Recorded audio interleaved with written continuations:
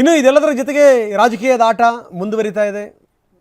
ಏನೇನೋ ಆಗುತ್ತೆ, ಕ್ರಾಂತಿ ಆಗುತ್ತೆ ಅಂತಂದ್ರು ಸೆಪ್ಟೆಂಬರಿಂದ ಶುರುವಾಗಿರುವಂಥ ಕ್ರಾಂತಿ ಇಲ್ಲಿ ತನಕ ಆಗ್ತಾನೆ ಇದೆ. ಸಂಕ್ರಾಂತಿ ಕೂಡ ಇವತ್ತಿಗೆ ಮುಗಿದು ಹೋಗ್ತಾ ಇದೆ. ಹಾಗಾದರೂ ಕೂಡ ಯಾವುದೇ ಕ್ರಾಂತಿ ಆಗುವಂಥ ಲಕ್ಷಣಗಳಿಲ್ಲ. ಇನ್ನು ಶಿವರಾತ್ರಿ ಕಡೆಗೆ ಎಲ್ಲ ಶುಭ ದಿನಗಳನ್ನೇ ನೋಡೋದು. ಕಮ್ ಟು ಡೆಲ್ಲಿ ಅಂತ ಅಂದರು ರಾಹುಲ್ ಗಾಂಧಿ. ಇರ್ತಾರ ದಿಲ್ಲಿನಲ್ಲಿ ಅವ್ರು ಸಿಗೋದೇ ಕಷ್ಟ. ಹಂಗೆ ನಾಯಕರನ್ನ ಹೋಗಿ ನಮ್ಮ ನಾಯಕರು ಭೇಟಿಯಾಗಿದ್ದಿದ್ರೆ ಯಾಕೆ ಇವರು ನಿನ್ನೆ ಸಿದ್ದರಾಮಯ್ಯನವರು ನೋಡಿ, ನನಗೆ ತುಂಬ ಆಶ್ಚರ್ಯ ಆಗುವಂಥದ್ದು, ಜರ್ಮನಿಯ ರಾಜಕಾರಣಿಗಳು ಬಂದಿದ್ದಾರೆ. ಈ ಸಂದರ್ಭದಲ್ಲಿ ಈ ಹೂಡಿಕೆಗೆ ಸಂಬಂಧಪಟ್ಟಂಗೆ ಅಥವಾ ನಾವೇನೇನು ಮಾಡ್ತಾ ಇದ್ದೀವಿ ಅನ್ನೋ ಸಂಬಂಧಪಟ್ಟಂಗೆ ಅವ್ರನ್ನ ಭೇಟಿಯಾಗಬೇಕಾಗಿತ್ತು, ಮಾತಾಡಬೇಕಾಗಿತ್ತು, ಹೇಳಬೇಕಾಗಿತ್ತು. ಇವರು ಎದ್ನೋ ಬಿದ್ನೋ ಅಂತ ಹೇಳಿ ರಾಹುಲ್ ಗಾಂಧಿಯವರ ಭೇಟಿಗೆ ಹೋದರು ರಾಜ್ಯದ ಮುಖ್ಯಮಂತ್ರಿಗಳು.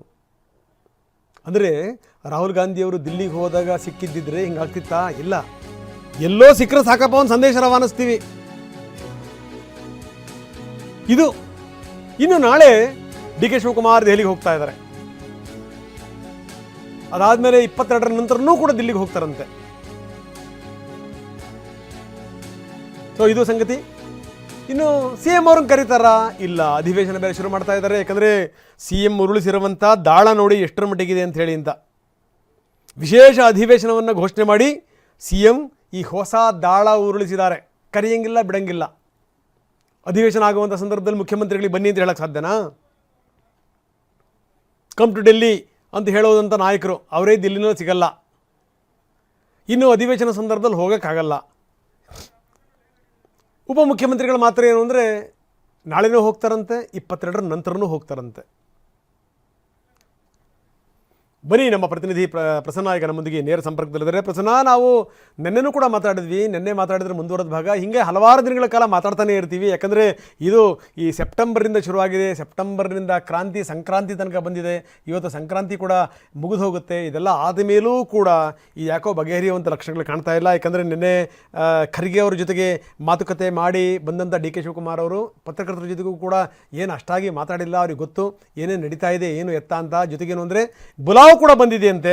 ನಾಳೆ ಡಿ ಸಿ ಎಂ ಸಾಹೇಬರು ದಿಲ್ಲಿಗೆ ಹೋಗ್ತಾರೆ ಅಂತ. 22ರ ನಂತರನೂ ಕೂಡ ದಿಲ್ಲಿಗೆ ಹೋಗ್ತಾರೆ. ಇದೆಲ್ಲದರ ಜೊತೆಗೇನು ಅಂತಂದರೆ ಮುಖ್ಯಮಂತ್ರಿಗಳು ಉರುಳಿಸಿರುವಂಥ ಒಂದು ಹೊಸ ದಾಳ, ವಿಶೇಷ ಅಧಿವೇಶನವನ್ನು ಕರೆದಿರುವಂಥದ್ದು. ಏನು ನಡೀತಾ ಇದೆ ಕಾಂಗ್ರೆಸ್ನಲ್ಲಿ? ಇಲ್ಲ ರಂಗನಾಥ್ ಸರ್, ಇದು ಬಗೆಹರಿಯುವಂಥ ಲಕ್ಷಣಗಳು ಸದ್ಯಕ್ಕಂತೂ ಕಂಡು ಬರ್ತಾ ಇಲ್ಲ. ಯಾಕೆಂದರೆ ಕಾಂಗ್ರೆಸ್ನ ಕಾರ್ಯಕರ್ತರಿಗೆ, ಕಾಂಗ್ರೆಸ್ನ ಮುಖಂಡರಿಗೆ, ಕಾಂಗ್ರೆಸ್ನ ಸಚಿವರಿಗೆ ದಿನಗಳನ್ನು ದೂಡುವಂತಹ ರೀತಿಯ ಒಂದಷ್ಟು ತಂತ್ರಗಾರಿಕೆಯನ್ನು ಎಲ್ಲ ನಾಯಕರು ಮಾಡ್ತಿದ್ದಾರೆ ಹೊರತು ಈ ಸಮಸ್ಯೆಗಳನ್ನು, ಈ ಗೊಂದಲಗಳನ್ನು ಬಗೆಹರಿಸಿ ಒಂದು ಸ್ಪಷ್ಟತೆಯನ್ನು ನಾಡಿನ ಜನತೆಗೆ ಕೊಡುವಂಥ ನಿಟ್ಟಿನಲ್ಲಿ ಯಾವ ನಿರ್ಧಾರವೂ ಕೂಡ ಹೈಕಮಾಂಡ್ ಮಟ್ಟದಲ್ಲೂ ಕೂಡ ಆಗ್ತಾ ಇಲ್ಲ. ಡಿ ಕೆ ಶಿವಕುಮಾರ್ ಮತ್ತು ಸಿದ್ದರಾಮಯ್ಯನವರು ಏರ್ಪೋರ್ಟ್ನಲ್ಲಿ ಭೇಟಿಯಾದಂಥ ಸಂದರ್ಭದಲ್ಲಿ ರಾಹುಲ್ ಗಾಂಧಿ ಅವರು ಕಮ್ ಟು ಡೆಲ್ಲಿ ಅಂತ ಹೇಳಿದ್ರು. ಕಮ್ ಟು ಡೆಲ್ಲಿ ಅಂದಾಗ ಯಾವಾಗ ಬರಬೇಕು, ಯಾವ ವಿಷಯಕ್ಕೆ ಬರಬೇಕು, ಏನು ಚರ್ಚೆ ಆಗಬೇಕು, ಯಾವ ದಿನಾಂಕದಂದು ಬರಬೇಕು, ಈ ಬಗ್ಗೆ ಇನ್ನೂ ಕೂಡ ಸ್ಪಷ್ಟತೆ ಸಿಗ್ತಾ ಇಲ್ಲ. ನಿನ್ನೆಯೂ ಕೂಡ ಎಐಸಿಸಿ ಅಧ್ಯಕ್ಷ ಮಲ್ಲಿಕಾರ್ಜುನ್ ಖರ್ಗೆ ಅವರನ್ನ ಡಿ ಕೆ ಶಿವಕುಮಾರ್ ಅವರು ಭೇಟಿಯಾಗಿದ್ದಾರೆ. ಭೇಟಿಯಾಗೋ ಮೊದಲು ಕೂಡ ಅವರು ಒಂದಷ್ಟು ಬೇಸರದಿಂದಲೇ ಖರ್ಗೆ ಅವರ ನಿವಾಸಕ್ಕೆ ಹೋದರು. ಖರ್ಗೆ ಅವರನ್ನ ಭೇಟಿಯಾಗಿ ಬಂದ ಬಳಿಕವೂ ಕೂಡ ಅವರ ಮುಖದಲ್ಲಿ ಸಮಾಧಾನ ಇರಲಿಲ್ಲ. ಮಾಧ್ಯಮಗಳ ಮುಂದೆ ಒಂದು ವಿಶ್ವಾಸವನ್ನ ವ್ಯಕ್ತಪಡಿಸುವಂತ ನಿಟ್ಟಿನಲ್ಲಿ ಅವರ ಮುಖಚರ್ಯೆ ಕೂಡ ಕಂಡುಬರಲಿಲ್ಲ, ಮಾತು ಕೂಡ ಆಡಲಿಲ್ಲ. ಈ ಎಲ್ಲ ಬೆಳವಣಿಗೆಗಳ ಮಧ್ಯೆ ಇದೀಗ ವಿಶೇಷ ಅಧಿವೇಶನ ಕೂಡ ನಡೀತಾ ಇದೆ. ರಾಜ್ಯಪಾಲರು ಜಂಟಿ ವಿಧಾನಮಂಡಲ ಅಧಿವೇಶನವನ್ನು ಉದ್ದೇಶಿಸಿ ಜನವರಿ 22ನೇ ತಾರೀಕಿನಂದು ಮಾತನಾಡ್ತಾರೆ. 22ರಿಂದ 31ನೇ ತಾರೀಕಿನ ತನಕ ಅಧಿವೇಶನ ನಡೆಯುವಂತ ಈ ಸಂದರ್ಭದಲ್ಲಿ ಮುಖ್ಯಮಂತ್ರಿಗಳನ್ನ ದೆಹಲಿಗೆ ಕರೆಸಿಕೊಂಡು ಈ ವಿಷಯವನ್ನ ನಿಜಕ್ಕೂ ರಾಹುಲ್ ಗಾಂಧಿ ಚರ್ಚೆ ಮಾಡ್ತಾರಾ? ಖಂಡಿತವಾಗ್ಲೂ ಕೂಡ ಅನುಮಾನಗಳು ಕಾಡ್ತಾ ಇದ್ದಾವೆ. ಜನವರಿ 22ರ ಬಳಿಕ ರಾಹುಲ್ ಗಾಂಧಿ ಅವರು ಮತ್ತೆ ವಿದೇಶ ಪ್ರವಾಸಕ್ಕೆ ಹೋಗ್ತಾರೆ ಅಂತ ಮಾಹಿತಿ ಇದೆ. 28ಕ್ಕೆ ಅವರು ವಾಪಸ್ ಆಗ್ತಾರೆ. 28ರಿಂದ ಪಾರ್ಲಿಮೆಂಟ್ ಸೆಷನ್ ಶುರುವಾಗುತ್ತೆ. ಕೇಂದ್ರದ ಬಜೆಟ್ ಅಧಿವೇಶನ ಶುರುವಾದಂತಹ ಸಂದರ್ಭದಲ್ಲಿ ರಾಜ್ಯದ ವಿಚಾರ ರಾಹುಲ್ ಗಾಂಧಿ ಅವರಿಗೆ ಯಾಕೆ? ಈ ರೀತಿಯ ಪರಿಸ್ಥಿತಿ ಸದ್ಯಕ್ಕೆ ಕಂಡು ಬರ್ತಾ ಇದೆ. ನಾಳೆ ಡಿ ಕೆ ಶಿವಕುಮಾರ್ ಅವರು ದೆಹಲಿಗೆ ಹೋಗ್ತಾ ಇದ್ದಾರೆ. ರಾಹುಲ್ ಗಾಂಧಿ ಅವರನ್ನ ಅಲ್ಲಿ ಅಸ್ಸಾಂನ ಚುನಾವಣೆ ವಿಚಾರಕ್ಕೆ ಸಂಬಂಧಪಟ್ಟ ಹಾಗೆ 1-to-1 ಮಾತುಕತೆ ನಡೆಯುತ್ತೆ. ಅದಾದ ಬಳಿಕ ರಾಹುಲ್ ಗಾಂಧಿ ಅವರ ಜೊತೆಗೆ ಡಿ ಕೆ ಶಿವಕುಮಾರ್ ಅವರು ಮಾತನಾಡೋದಕ್ಕೆ ಅವಕಾಶ ಸಿಕ್ಕಿದ್ದೇ ಆದ್ರೆ ಅವರು ಅವರ ವಿಷಯವನ್ನ ಹೇಳಬಹುದು. ಆದ್ರೆ ರಾಹುಲ್ ಗಾಂಧಿ ಅವರ ಮನಸ್ಸಲ್ಲಿ ಏನಿದೆ, ನಿರ್ಧಾರ ಏನಿದೆ, ಅದು ಆ ಕಡೆಯಿಂದ ಬರುವಂತದ್ದು ಬಹಳ ಅನುಮಾನವಾಗಿ ಕಾಡ್ತಾ ಇದೆ.